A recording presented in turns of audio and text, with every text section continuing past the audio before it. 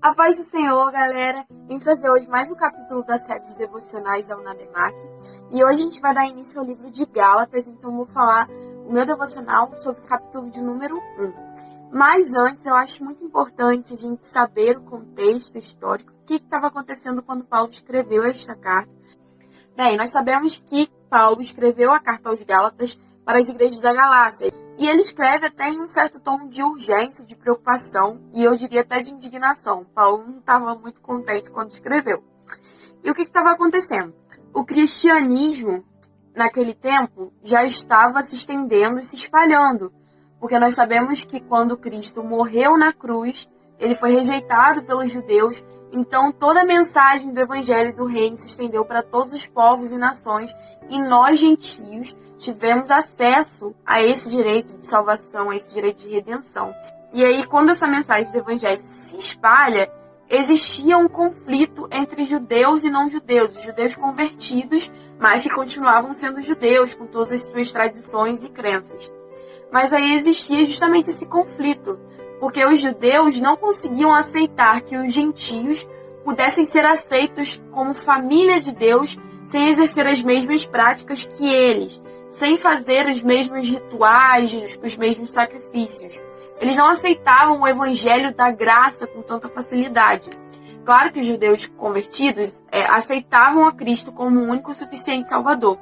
Porém, eles acreditavam que a obra de Cristo não estava exatamente completa, que era preciso que nós completássemos isso através de rituais, de obediência, e assim como eles pregavam, né, que esses novos convertidos teriam que fazer, por exemplo, a circuncisão, para dar complementação através do que Moisés tinha ensinado lá no tempo antigo. Então, eles entendiam que aquilo que Jesus fez na cruz teria que ser complementado pelas nossas obras, teria que ser complementado pela lei e por aquilo que nós praticávamos. Então, o que aconteceu?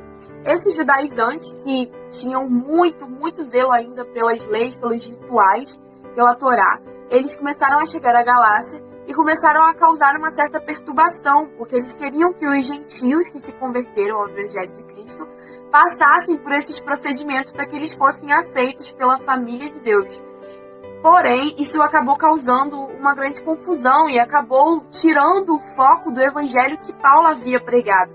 Então, isso causou uma inconstância na igreja de Galácia, porque eles começaram a desvirtuar do Evangelho original pregado por Paulo, que era o Evangelho da graça de Jesus, do sacrifício de Jesus, da misericórdia, e começaram a implantar essas ideias de que era preciso passar pelos sacrifícios, pelos rituais, porque só assim as pessoas seriam justificadas por Deus. E Paulo, ele já introduz a carta lembrando a eles que o evangelho que ele trazia consigo, o evangelho que ele usou para fundar essas igrejas, era o evangelho que foi dado a ele pelo próprio Cristo. Não era um evangelho que foi criado da cabeça dele, ou que ele ouviu de outra pessoa, ou que ele seguiu segundo alguma crença dele. Não, ele teve uma revelação pessoal do próprio Cristo acerca daquilo que ele deveria pregar, acerca daquilo que era o verdadeiro e genuíno evangelho.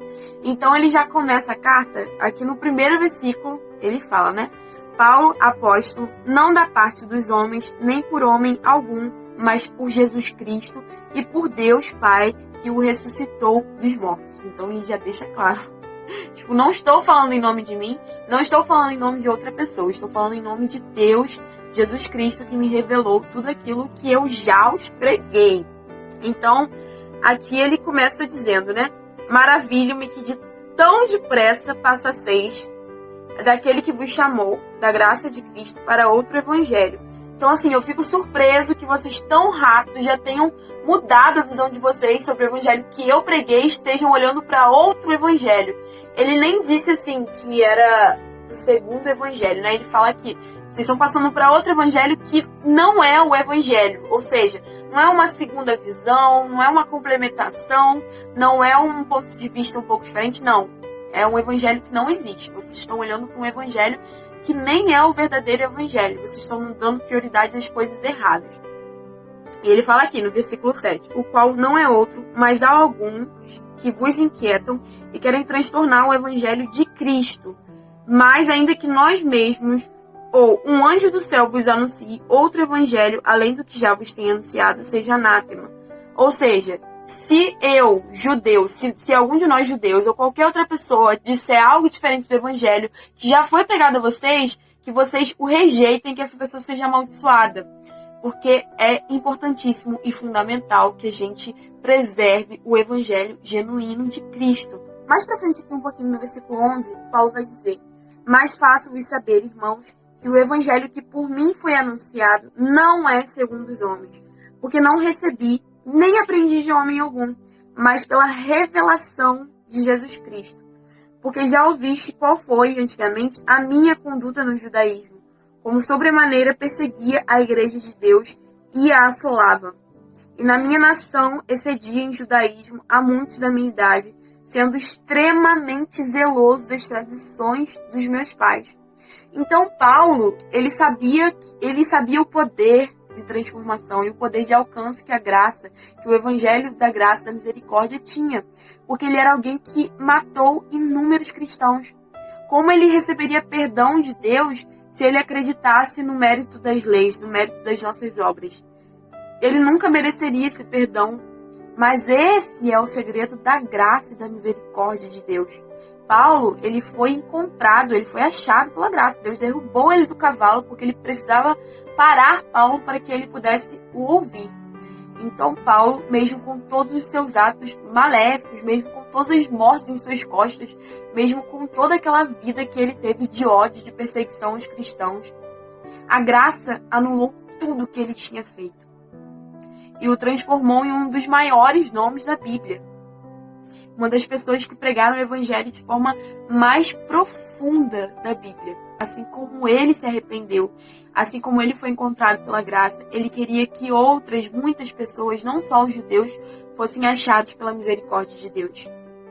Então aqui no 16 ele fala, a partir do 15, na verdade: "Mas quando aprove a Deus, que desde o ventre da minha mãe me separou e me chamou pela sua graça, revelar seu Filho a mim, para que o pregasse entre os gentios, não consultei a carne nem o sangue."